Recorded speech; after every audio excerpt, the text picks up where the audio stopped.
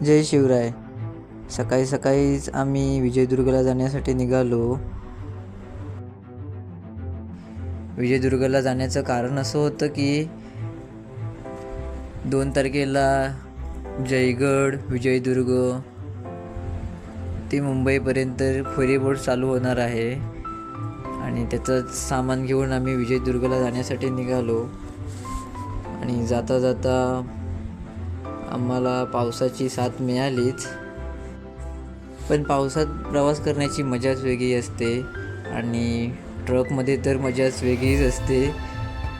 कारण रस्त्यामध्ये खड्डे तर खूपच होते आणि या खड्ड्यांनी तर आमच्या प्रवासाला 4 चांदच लावले होते. आणि जाता जाता निसर्गरम्य वातावरणसुद्धा होतं, त्यामुळे प्रवास करायला मजा आली होती. आणि आता आम्ही मोडक्या ब्रिजवर पोचणारच होतो. मोडक्या ब्रिजवर पोचल्यावर बघतो तर काय, असा पहिला ब्रिज होता की ज्यामध्ये आम्ही खड्डे बघितले होते. आणि आम्ही रत्नागिरी सिंधुदुर्ग बॉर्डरजवळ पोचलो. आणि इथून पुढे गेल्यानंतर सिंधुदुर्गाची हद्द चालू झाल्यानंतर सिंधुदुर्गातले रस्ते तर खूपच चांगले होते, कारण रस्त्यामध्ये एकही खड्डा आम्हाला विजयदुर्गमध्ये पोचूपर्यंत मिळाला नाही. विजयदुर्गमध्ये पोचल्यानंतर थोडा वेळ थांबून कामगार आल्यानंतर त्यांनी सामानसुद्धा उतरवायला सुरुवात केली. त्यानंतर आम्ही थोडा टाईमपास केला, कारण गाडी खाली होण्यासाठी वेळ लागणार होता.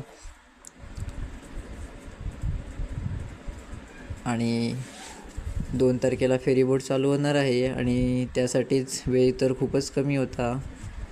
तर इथल्या कामगारांनी खूपच मेहनत केली आणि ते आपली फेरीबोट लागणार आहे. आणि महाराष्ट्र पर्यटक महामंडळाची शिपसुद्धा आली होती.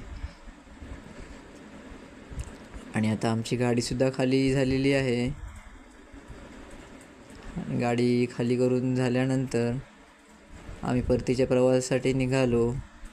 ढगाळ वातावरण झालेच होते आणि आपला विजयदुर्ग किल्ला पण आम्हाला छानच दिसत होता.